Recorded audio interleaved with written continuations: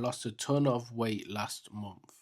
June was full of red X's on my calendar, 100% compliance, and I lost over a stone. So what happened was I continued my fish for dinner experiment because I had a load of frozen fish left over from the week before, and I decided to track and be consistent. Basically, I'm calling this a rapid fat loss phase. So in June, I purposely went lower calories in order to lose more weight because motivation was high. So it was 21 days of lower calories than I should have been in. Anything more than that is not sustainable long term. Although the scale drops rapidly, some of the weight that you lose will be muscle if you do this approach.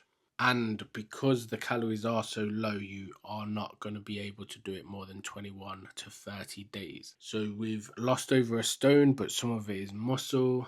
But because we're still in the early stages, we're okay with that.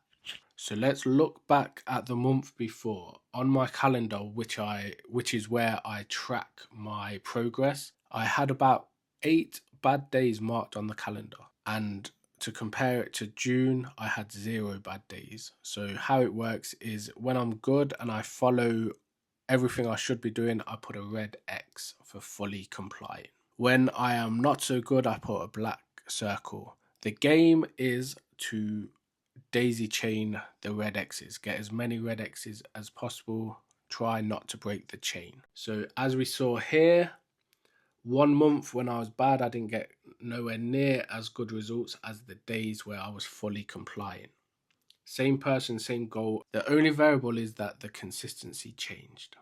So that's the proof. What gets measured gets managed. Consistency is and still and will always be the king when it comes to this. So here's the stuff to take away.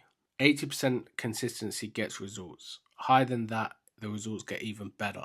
So think consistency, not perfection. That is the lever you want to pull on. For me, the plan will now shift.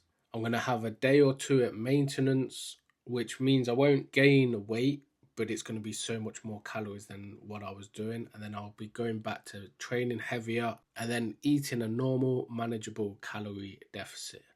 So nowhere near as low as I was the last week or two. And the idea with this is to put back the muscle that I've lost. So we need to rebuild and protect the muscle. So the protein's going to go way up next week. And then the last thing I'll be changing is I wanted to do morning cycling, but because the World Cup's been on, it's been messing with the early schedule. So I'll be doing evening walks while the World Cup's on, and then back to morning rides once the tournament is done.